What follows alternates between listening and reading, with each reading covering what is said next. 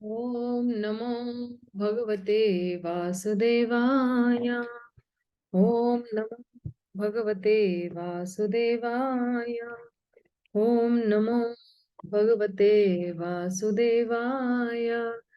Narayanam Namaskrityam Naram Cheva Narottamam Devim Saraswatim Vyasam Tato Jayam Mudire Nashtaprayeshu Bhadreshu Nityam Bhagata Sevaya Bhagavati Uttam Shloke Bhaktiribhavati Naishtiki Krishnaya Vasudevaya Devaki Nandanaya Cha Nandagopa Kumaraya Govindaya Namo Namaha.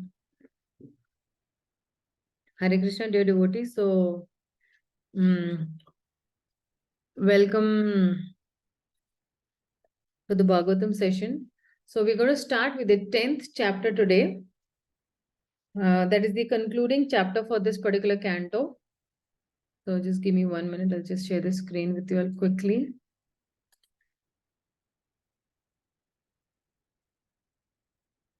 Yeah. So this chapter is titled as Bhagavatam is the answer to all questions. Today in my afternoon Hindi class also I was just mentioning that any person who wants to live a very smooth and a smooth functioning life, if a person starts reading Bhagavatam, he will get rid of all other, what do you say? He'll get rid of all other unwanted things that are really not required in life. Sometimes, we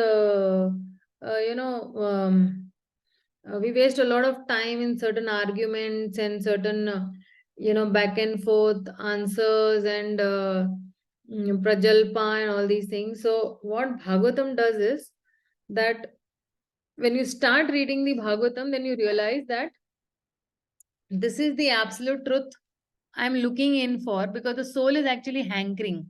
The soul is not hankering for anything other than Krishna. So when the soul gets its own destination or reaches the destination, so he is completely satisfied. And because the soul is satisfied, then he does not partake interest in any other mundane activities of this material world. And his main aim is only, that how will I read and propagate Śrīmad-Bhāgavatam. So, yeah, so let's see this particular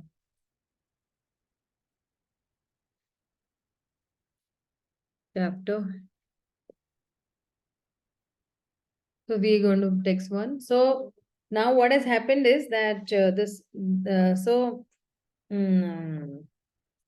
Chatashloki was further explained, in Parampara, where Narad Muni is asking to Brahma, and then Vyas Muni is asking to Narad Muni, and then further he's explaining also that how the universe came, became manifested from the universal form, and what are the 10 topics of the Śrīmad-Bhāgavatam. This is a very important shloka, 2.10.1. Shuka uvacha atra sarga visargascha sthanam poshanam utaya manvantaren ishanukatha nirodho mukta ashraya. So he's saying that atra means this. Okay, and in this Śrīmad-Bhāgavatam, what is the very first topic? That is Sarga, about the creation of the universe. Then there is Visarga, the sub-creation of this universe. Visarga cha also. Then there is Thanam. Okay. Oh, what is that particular position of the different living entities or the places in which they're living? So, okay, they're living in the planetary system. So, basically, Sthanam is like the geography. The right situation for the living entities. And then uh, there is Poshanam, there is protection.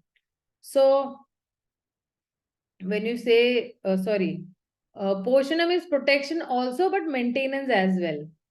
So basically, if you see with Sarga, the definition of Sarga is, when you say Sarga, the creation means the elementary creation of those 16 items of matter that are there, right? Gyanendriyas and Karmendriyas and all that.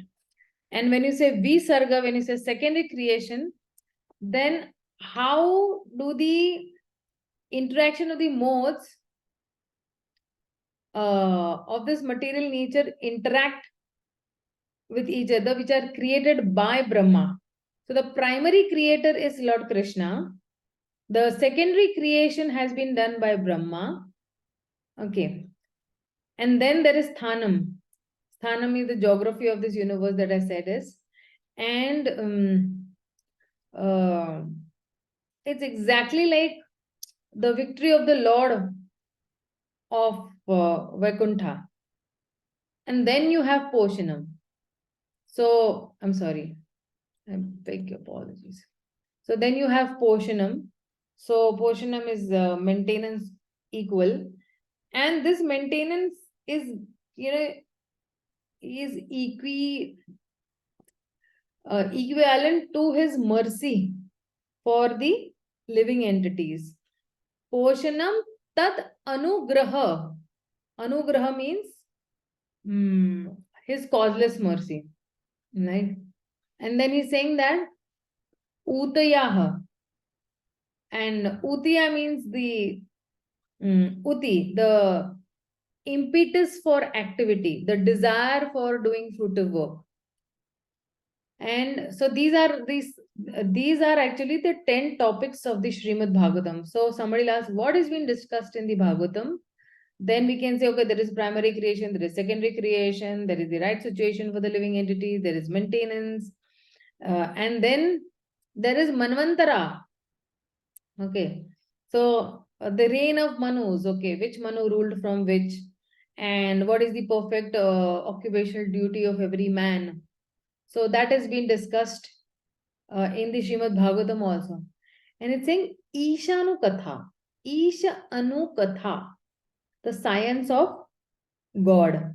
So all his different incarnations, his different activities together with the activities of his great devotees. So that Katha is been given over here.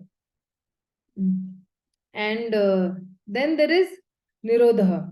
Nirodha means he is winding up his activities and then going back home, back to Godhead.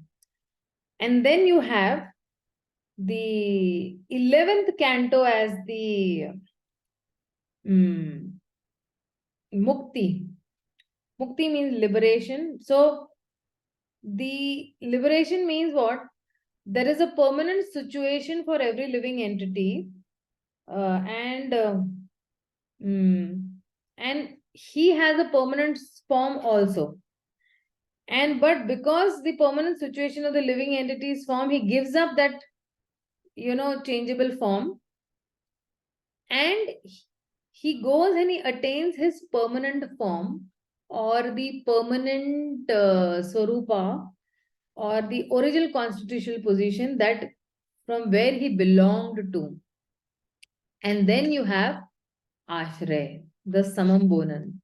Ashray means the supreme shelter for all living entities for all times. So Ashray means also he's the cause of the creation, he's maintaining also, he's the cause of the destruction also. And he's also known as Paramatma, and he's also known as Parabrahma. where he says that abhasascha nirodhascha yato asti adhyavasyate sa ashaya param brahma paramatmeti shabdeti. He says this. So these are the 10 topics of the Śrīmad-Bhāgavatam, and these are elaborately discussed in the Śrīmad-Bhāgavatam. So let's see.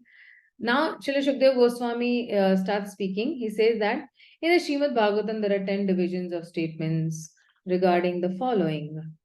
The creation of the universe, the sub-creation, planetary system, protection of the Lord, the creative impetus, the change of the manus, manvantara, the science of God, Ishanukatha, returning back home, back to Godhead, and that is Nirodha, there is liberation, there is mukti, and the summum bonum. This is what he's saying. Okay, let's see the next shloka. Then he's saying that Dashamasya Vishuddhartham Navanam Iha Lakshanam Varnayanti Mahatmana Shrutenarthena Chansasa. So he's saying that these are the 10 topics. So Dashamasya, the summum bonum, the 10th topic that is there, Vishuddhi. Okay. So he is saying that, just give me a minute, okay?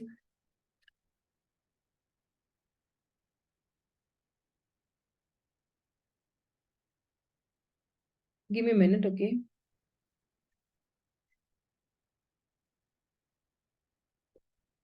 Yeah, so he's saying that Vishuddhi, isolation, artham, purpose. So what is the purpose of this 10th canto?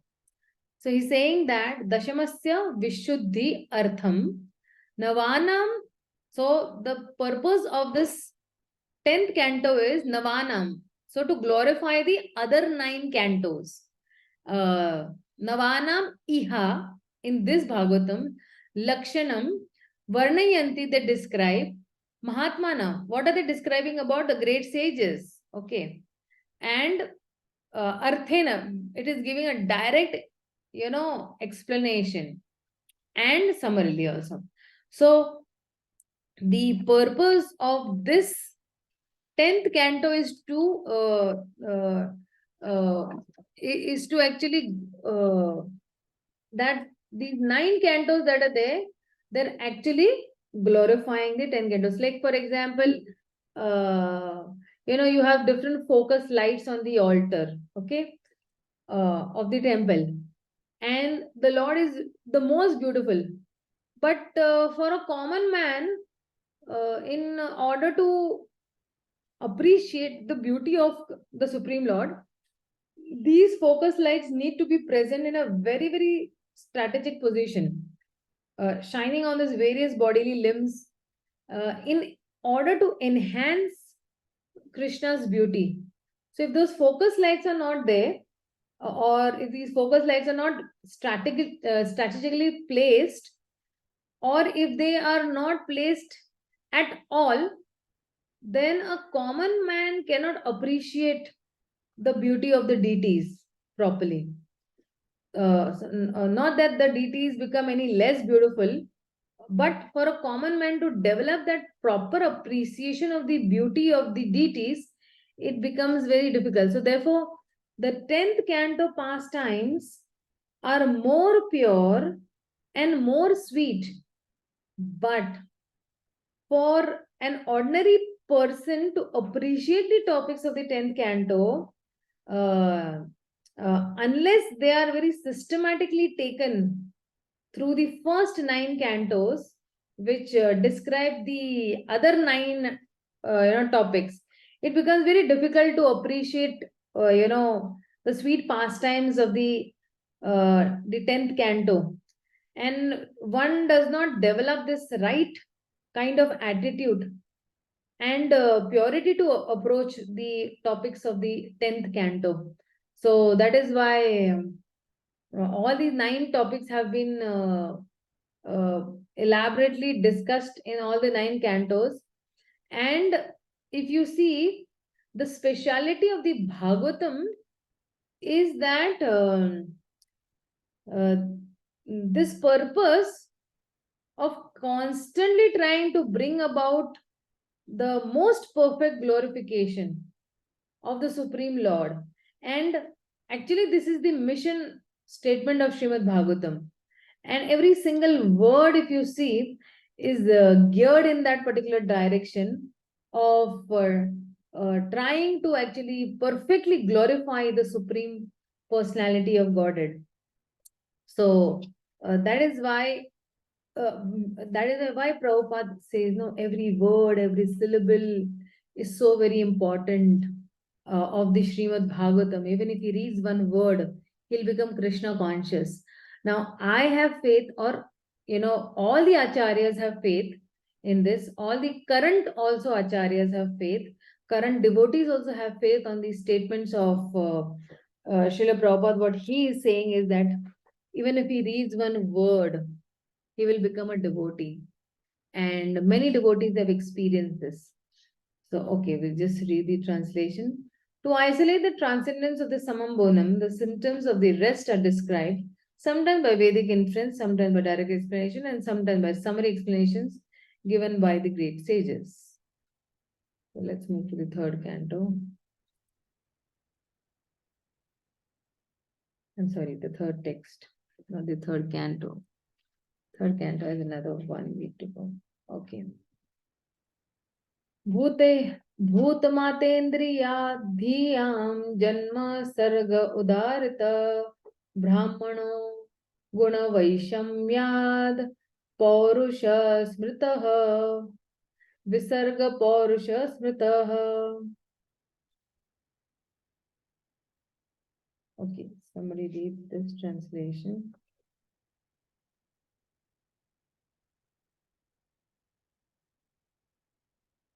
Sushil Prabhu, please read the translation and purport both. Hare Krishna.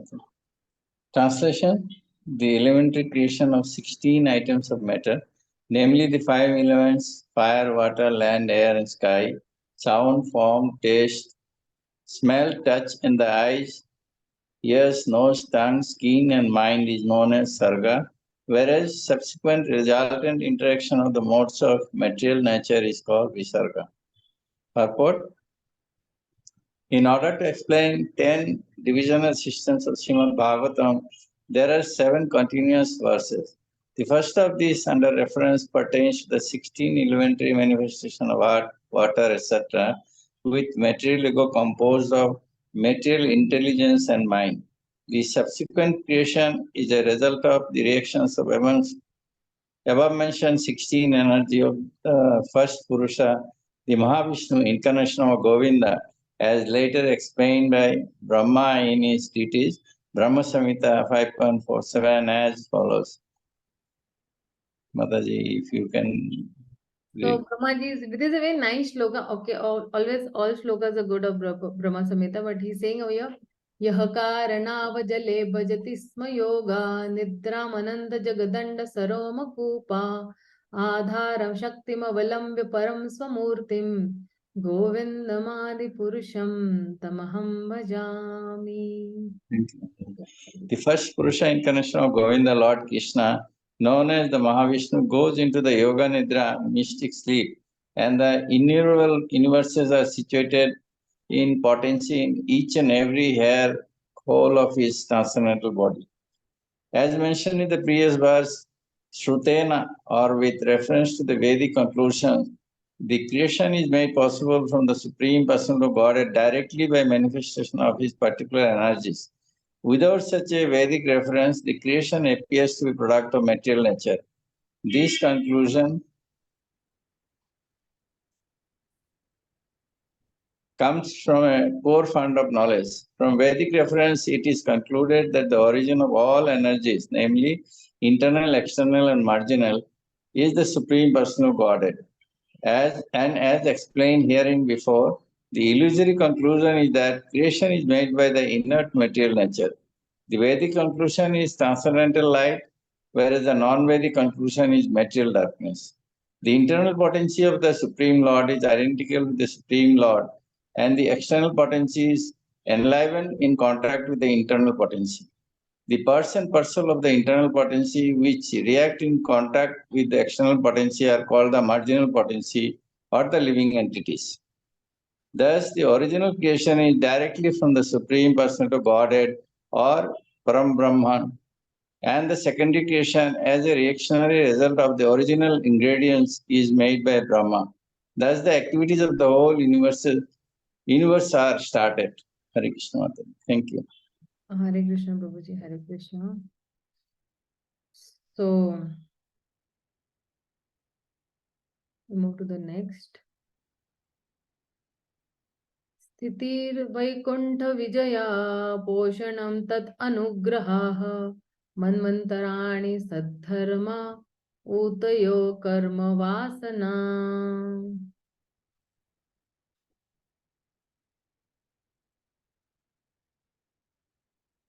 Oh, this is the fourth shloka, no? Just give me 1 minute, okay? I will just see. Okay.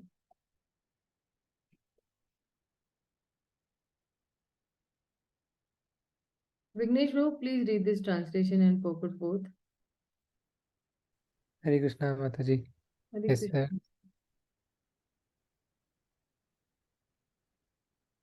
The right situation of living entities. Translation: the right situation for the living entities is to obey the laws of the Lord and thus be in perfect peace of mind under the protection of the Supreme Personality of Godhead.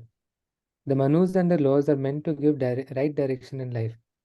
The impetus for activity is the desire for fruitive work. Purport: this material world is created, maintained for some time, and again annihilated by the will of the Lord. The ingredients for creation and the subordinate creator Brahma are first created by Lord Vishnu in his first and second incarnations. The first Purusha incarnation is Mahavishnu, and the second Purusha incarnation is the Garbhodakashayi Vishnu, from whom Brahma is created. The third Purusha avatara is the Kshirodakashayi Vishnu, who lives as the supersoul of everything in the universe and maintains the creation generated by Brahma. Shiva is one of the many sons of Brahma, and he annihilates the creation. Therefore, the original creator of the universe is Vishnu, and he is also the maintainer of the created beings by his causeless mercy. As such, it is the duty of all conditioned souls to acknowledge the victory of the Lord, and thus become pure devotees and live peacefully in this world, where miseries and dangers are always in existence. The conditioned souls who take this material creation as the place for satisfaction of the senses, and thus are illusioned by the external energy of Vishnu, remain again to be subjected to the laws of material nature, creation, and destruction. In the Bhagavad-gītā, it is said that beginning from the topmost planet of this universe down to the lowest planet, Patal Loka, all are destructible, and the conditioned souls may travel in space either by good or bad work or by modern spacecraft, but they are sure to die everywhere, although the duration of life in different planets is different. The only means to attain eternal life is to go back home, back to Godhead, where there is no more rebirth as in the material planets. The conditioned souls, being unaware of this very simple fact, because of forgetting their relationship with the Lord of Vaikuntha, try to plan out a permanent life in this material world. Being illusioned by the external energy, they thus become engaged in various types of economic and religious development, forgetting that they are meant for going back home, back to Godhead. This forgetfulness is so strong due to the influence of Maya that the conditioned souls do not at all want to go back to Godhead. By sense enjoyment, they become victims of birth and death repeatedly and thus spoil human lives, which are chances for going back to Vishnu. The directed scriptures made by the Manus in different ages and scriptures for their own interest to make life successful termination. The directed scriptures made by the Manus in different ages and millenniums are called Sadharma, good guidance for the human beings, who should take advantage of all the revealed scriptures for their own interest to make life successful termination. The creation is not false, but it is a temporary manifestation just to give a chance for the conditioned souls to go back to Godhead. The desire to go back to Godhead and functions performed in that direction form the right path of work. When such a regulative path is accepted, the Lord gives all protection to his devotees by his causeless mercy, while the non-devotees risk their own activities to bind themselves in a chain of fruitive reactions. The word Sadharma is significant in this connection. Sadharma, or duty performed for going back to Godhead, and thus becoming his unalloyed devotee, is the only pious activity. All others may pretend to be pious, but actually they are not. It is for this reason only that the Lord advises in the Bhagavad-gītā that one give up all so-called religious activities and completely engage in the devotional service of the Lord to become free from all anxieties due to the dangerous life of material existence. The work situated in Sadharma is the right direction of life. One's aim of life should be to go back home, back to Godhead, and not be subjected to repeated births and deaths in the material world by getting good or bad bodies for temporary existence. Herein lies the intelligence of human life, and one should desire the activities of life in that way. Yeah. Thank you, Prabhu. Thank you so much. Thank you. So this fourth shloka is talking about Sthanam, Manvantara, Poshanam, and Uti. So just give me 1 minute. So there are 6 aspects of Manvantara period. You have the Manu, then you have Manuputras, then you have Manvantaras, Manvantar Avtaras in fact. Then you have Sapta Rishis, the 7 Rishis. Then you have Indra. And then you have the other demigods also. So in the 8th canto, what we read, the pastimes are performed by actually the Manvantaras only. Like the Samudra Manthan is performed by one of the main avtaras that are involved there. And he is called Lord Ajita. Or Lord Ajita is actually the Manvantara of the 4th is the Manvantara of the, I think 4th, Manvantar, yes. And before that is Gajendra's pastime. So, Gajendra's pastime like by Lord Hari, who is the Lord of the 2nd Manvantara, Vaman Deva. So, that's how, and you have Sthanam also. So, Sthanam refers to actually the right situation for the living entities to actually live. So, or the Lord's protection for his devotees or protecting his devotee. Sthanam is sthiti. Like, so, this shows that the excellence of the Lord, that is whose Vaikuntha Vijaya, where it's saying over here is that. So, in the text only is saying over here, yeah, Vaikuntha Vijaya. So he's saying that Poshanam means the Lord's mercy. And Manvantara is referring to the conduct of the kings ruling the Manvantara period. And Uti is, the right impressions created by the Jiva's action, which are leading him to his future birth and other activities. So, if you see, when even in Uti actually, if you see, because in Uti, when we are discussing in the 7th canto, the life of Prahlad Maharaj, how he gained favorable devotional impressions from Narad Muni in the womb of his mother. He heard Krishna Katha from Narad Muni, and those words instilled such favorable impressions that his activities were completely devotional. And through the life of Hiranyakashipu, how unfavorable impressions can impel unfavorable activities is described. So Hiranyakashipu was conceived under unfavorable circumstances, very unfavorable. The attitude of Diti was not very favorable. So it was conceived with an inappropriate time, inappropriate consciousness. It was full of lust and envy.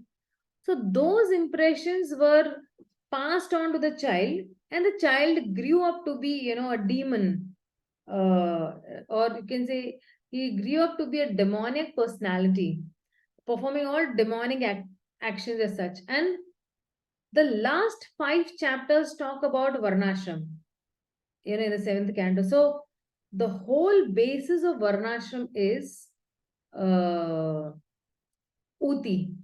So the right desire for doing work, and varnashram gives a facility for the living entity to act according to the impressions that they have accumulated, and at the same time it gives them a facility to act according to the impressions um, not accumulated, or the sinful reactions that they have not accumulated. So because Krishna in the Bhagavad-gītā also says in the 3rd chapter, what is that shloka? I just forget. Sudrisham something. I think it is third chapter.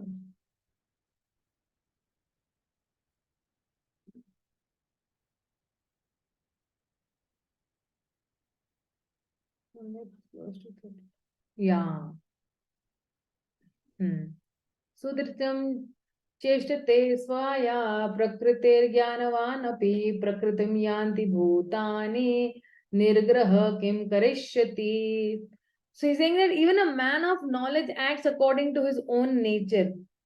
For everyone is following his own nature, and nobody can suppress, his own nature. So Krishna understands, and he creates this varnashram, where he's offering a facility for the living entity to act according to their pushings or their nature. So the duties of varnashram is very much according to the nature of the living entity, and that he has, he has accumulates, and because these are sanctioned by the Supreme Lord, it is elevating this particular person, to a higher destination. So and then you have the Ishanu Katha, and it is let's see the next shloka, because when you have all these, we need to really understand that which canto is speaking what, and why is this particular instance put in the 7th canto, why is this put in the 8th canto. We might really just wonder that who decides all this, but then it is according to whatever whatever is the instance. Like for example, the science of God, okay, Ishanu Katha, so then all the incarnations will come up. So Priyanka is asking a question that what about the natural instincts of animals and other species? Yeah, they will also have their own impressions, and they'll carry on these impressions until unless they come to a human form of life and they realize that we need to follow the Varnashram Dharma. Because animals don't have that intelligence enough until unless you give animals some prasad and they develop their sukruti and they get another human form of birth, and then in that human form of birth also they don't live like cats and dogs. They utilize that human form of life for understanding the supreme goal to please Krishna. So that way. So let's go to the 5th.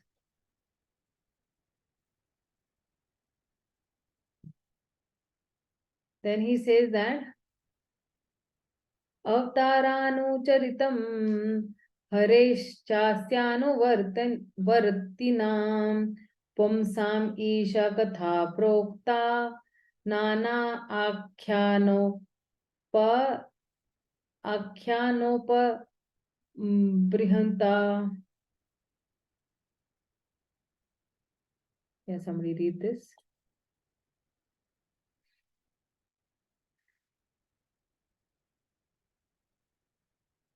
Rupa Mataji, please read this. Translation and purport both. Hare Krishna Mataji. Welcome Mataji after a very long time, long vacation. Hare Krishna. Translation. The science of God describes the incarnations of the personality of Godhead and his different activities together with the activities of his great devotees. Purport. During the course of the existence of the cosmic manifestation, the chronology of history is created, recording the activities of the living entities. People in general have a tendency to learn the history and narrations of different men and times, but due to a lack of knowledge in the science of Godhead, they are not apt to study the history of the incarnations of the personality of Godhead. It should always be remembered that the material creation is created for the salvation of the conditioned souls. The merciful Lord, out of his causeless mercy, descends to various planets in the material world and acts for the salvation of the conditioned souls. That makes the history and narrations worth reading. Śrīmad-Bhāgavatam offers such transcendental topics of the Lord in relation with the great devotees. Therefore, the topics of the devotees and the Lord are to be given respectful oral reception. Hare Krishna. Yeah, so the topics of the devotee. Hey, ma'am, excuse me, ma'am. Yes. This is my first time joining the class, and is this the creative class where we do the crafts and stuff? Yeah, so the creative class will start at 9 o'clock. Okay, so log in 9 o'clock sharp. Is the reading? Okay, but I'm in Canada, so so has it already passed? No. We are Oh. good. Another 20 minutes more. Okay. Oh, okay. Okay. So then this is the 9th canto talks about Ishanu Katha, where the Isha Katha, it is referring to the descriptions of the Lord's different avatars. Harer Avatara Anucharitam. So, and it is talking about the devotees also, filled with different stories, Nana Akhyan Upabhramitaha. So, Ishanu Katha is actually the description of the pastimes of the Lord's avatars, and you have the Purusha avatars and the Guna avatars and the Leela avatars and the Shaktavesha avatars. So all these are discussed in Ishanu Katha. Okay, let's go to the next. Nirodho, I beg your pardon. Nirodho asyanu shayanam atmasanam saha shakti bhi muktir hitvan yatha rupam swarupena vyavastita.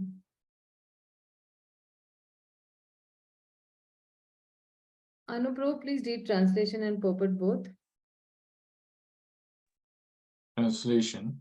The merging of the living entity along with his conditional living tendency with the mystic lying down of the Mahavishnu is called the winding up of the cosmic manifestation. Liberation is the permanent situation of the form of the living entity after he gives up the changeable gross and subtle material bodies. Purport. As we have discussed several times, there are two types of living entities. Most of them are ever liberated or nitya muktas, while some of them are ever conditioned. The ever conditioned souls are apt to develop a mentality of lording over the material nature, and therefore the material cosmic creation is manifested to give the ever conditioned souls two kinds of facilities. One facility is that the conditioned soul can act according to his tendency to lord it over the cosmic manifestation, and the other facility gives the conditioned soul a chance to come back to Godhead. So, after the winding up of the cosmic manifestation, most of the conditioned souls merge into the existence of the Mahavishnu personality of Godhead, lying in his mystic slumber to be created again in the next creation. But some of the conditioned souls who follow the transcendental sound in the form of Vedic literatures and are thus able to go back to Godhead, attain spiritual and original bodies after quitting the conditional, gross, and subtle material bodies. The material conditional bodies develop out of the living entity's forgetfulness of the relationship with Godhead, and during the course of the cosmic manifestation, the conditioned souls are given a chance to revive their original status of life with the help of revealed scriptures, so mercifully compiled by the Lord in his different incarnations. Reading or hearing of such transcendental literatures helps one become liberated even in the conditional state of material existence. All the Vedic literatures aim at devotional service to the personality of Godhead, and as soon as one is fixed upon this point, he at once becomes liberated from conditional life. The material, gross, and subtle forms are simply due to the conditioned soul's ignorance, and as soon as he is fixed in the devotional service of the Lord, he becomes eligible to be freed from the conditioned state.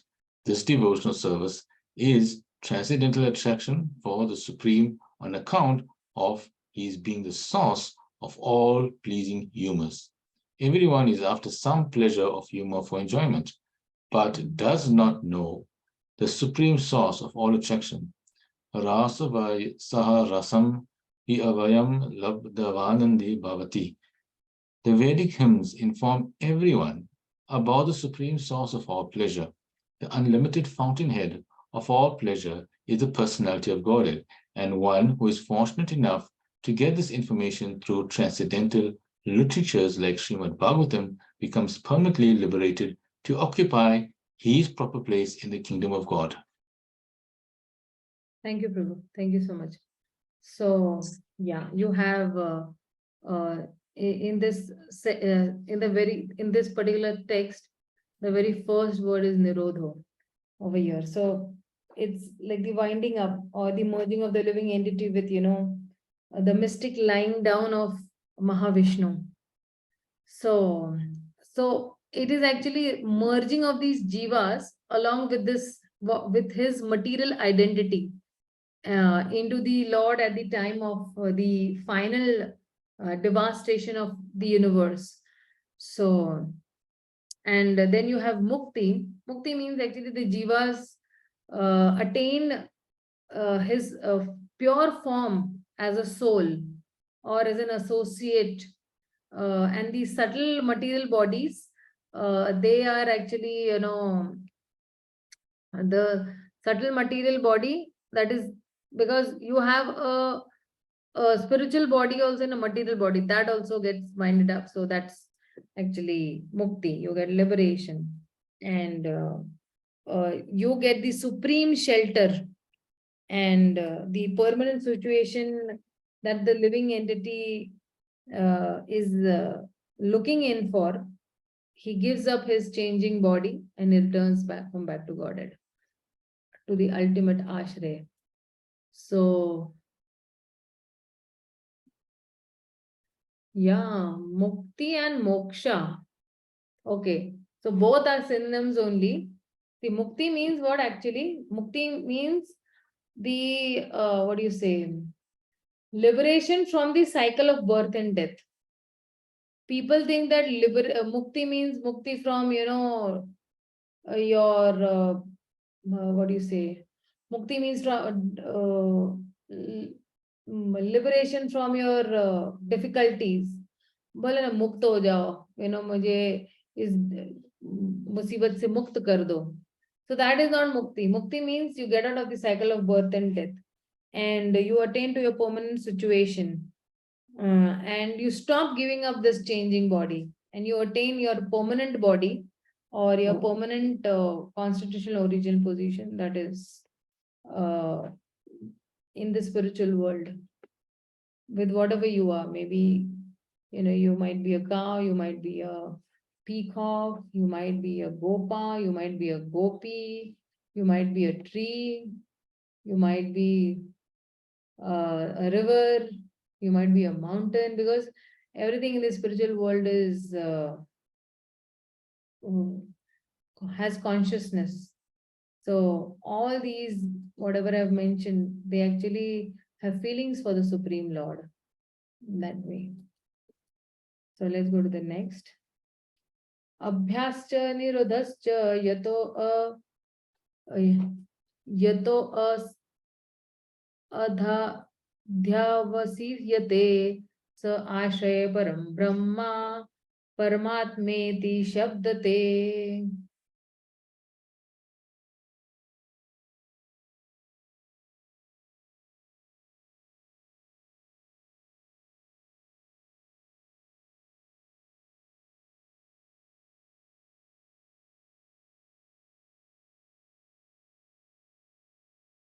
Brinda, please read this translation and purport. Translation: the Supreme One, who is celebrated as the Supreme Being or the Supreme Soul, is the supreme source of the cosmic manifestation as well as its reservoir and winding up. Thus, he is the Supreme Fountainhead, the Absolute Truth. Purport: synonyms Okay, yeah. for the Supreme Source of all energies are explained in the very beginning of the Śrīmad-Bhāgavatam. Are Janmadaya Asya Yatha Vadanti Tat Tattva Vidas Tattvam Yaj Janmam Advayam Brahmameti Paramatmeti Bhagavan iti Sabhyate, called Parabrahman, Paramatma, or Bhagavan. The word iti used here in this verse completes the synonym and thus indicates Bhagavan. This will be further explained in the later verses, but this Bhagavan ultimately means Lord Krishna because the Śrīmad-Bhāgavatam has already accepted the Supreme Personality of Godhead as Kṛṣṇa. Krishnastu Bhagavan Swayam. The original source of all energies, or the summum bonum, is the absolute truth, which is called Param Brahma, etc. And Bhagavan is the last word of the absolute truth. But even with the synonyms for Bhagavan, such as Narayana, Vishnu, and Purusha, the last word is Krishna, as confirmed in the Bhagavad-gītā. Aham sarvasya prabhavo matah sarvam pravartate, etc. Besides that, the Śrīmad-Bhāgavatam is the representation of Lord Krishna as a sound incarnation of the Lord. Krishnesva dhamopajate dharma jnana dharma jnanadibhihi saha kalau naste dharma eshah pura. When you have a dot under the R, it is Ru. When you have a dot under the S, it is Sh. And dot under a T, it's a T. And instead of a dot under a H, it is H. So, Kalau Nashta Drisham Eshah. And you have a slash above the H, A, a long A, like, Puranar ko Dunoti. And then when you have this apostrophe, means what? There is an but that is actually, inside. Dunoti. Yes, yeah. Yeah, go ahead. Thus, by general conclusion, Lord Krishna is the ultimate source of all energies, and the word Krishna means that. And to explain Krishna or the science of Krishna, the Śrīmad-Bhāgavatam has been prepared in the first canto of Śrīmad-Bhāgavatam. This truth is indicated in the questions and answers by Sutta Goswami and great sages like Shaunaka, and in the first and second chapters of the canto, this is explained. In the third chapter, the subject is more explicit, and in the fourth chapter, even more explicit. In the second canto, the absolute truth as the personality of Godhead is further emphasized, and the indication is the Supreme Lord Krishna. The summary of Śrīmad-Bhāgavatam in 4 verses, as we have already discussed, is sunicid. This Supreme Personality of Godhead in the ultimate issue is confirmed by Brahma in his Brahma Samhita as Ishvara Parama, Krishna Sachitananda Vigraha. So it is concluded in the third canto of the Śrīmad-Bhāgavatam. The complete subject matter is elaborately explained in the 10th and 11th cantos of the Śrīmad-Bhāgavatam. In the matter of the changes of the manus or manavantaras, such as the Swayambhuva Manavantara and Chakshusha Manavantara, as they are discussed in the 3rd and 4th and 5th and 6th and 7th cantos of Śrīmad-Bhāgavatam, Lord Krishna is indicated. In the 8th canto, the Vaishvasta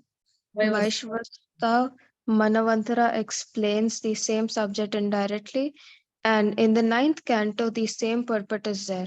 In the 12th canto, the same is further explained specifically regarding the different incarnations of the Lord. Thus, it is concluded by studying the complete Śrīmad-Bhāgavatam that Lord Śrī Krishna is the ultimate summum bonum, or the ultimate source of all energy, and according to the grades of worshippers, the indications of the nomenclature may be differently explained as Narayana, Brahma, Paramatma, etc. Hare Krishna. Thank you so much. So ahead he says, so this is Srila Shukdev Goswami again, he's speaking because till the 9th shloka he's going to speak that Paramatma is the shelter of the living entity of the soul, and who is the shelter of his subtle senses, his sense deities, his gross sense in the body, which are actually mutually dependent. So since Krishna says that his amsha he pervades the worlds, we should understand that Krishna is the shelter of even Paramatma, who is the shelter of the jiva. So, and that's why Krishna is the supreme ashray that has been actually established over here. So let's go and see. Yo adhyatmiko ayam purusha, so asva evadhika eva didaivikaha yastrobhya vicheda purusho hi adhibhautikaha. Yeah, this 8th shloka is there because in this 8th shloka he is actually explaining ashray and a little more that how the Paramatma is also the ashray tattva, both. So this is a little technical verse, but yeah, we'll just try to see how. Priyanka, please read this 8th text. It's a little longer purport, but I guess you will make it. Yeah. So I've just actually taken the control because what will happen is these all kids will keep on pouring in, and then they will keep on unmuting and disturbing. So I've taken the control in my hand. Yeah, tell me. Translation. The individual person possessing different instruments of senses is called the Adhyatmic person, and the individual controlling deity of the senses is called Adi Devi. The embodiment seen on the eyeballs is called Adi Bhautik person. Purport.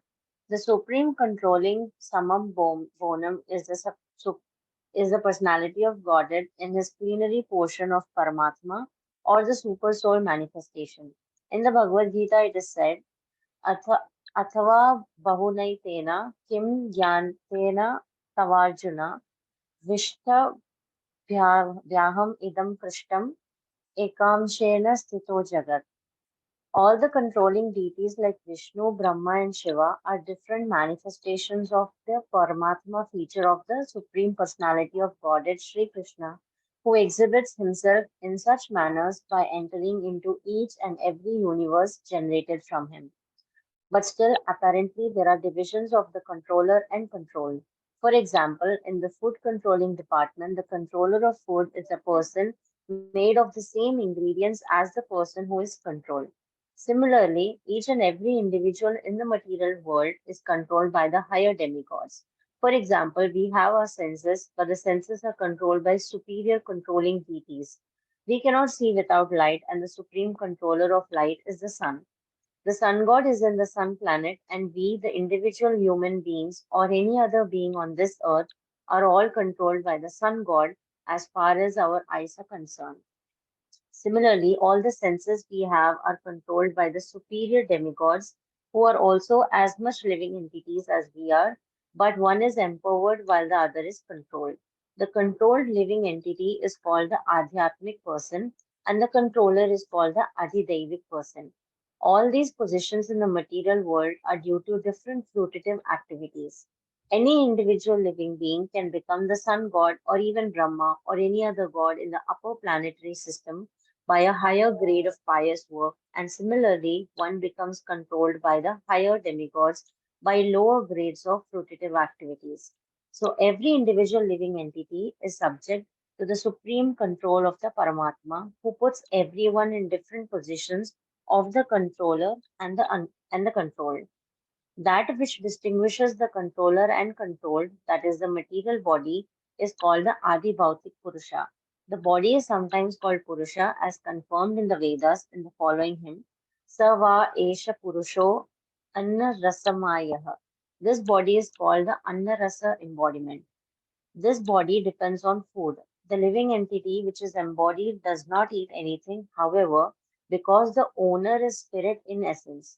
The material body requires replacement of matter for the wearing and tearing of the mechanical body. Therefore, the distinction between the individual living entity and the controlling planetary deities is in the Anna Rasamaya body. The sun may have a gigantic body and the man may have a smaller body, but all these visible bodies are made of matter.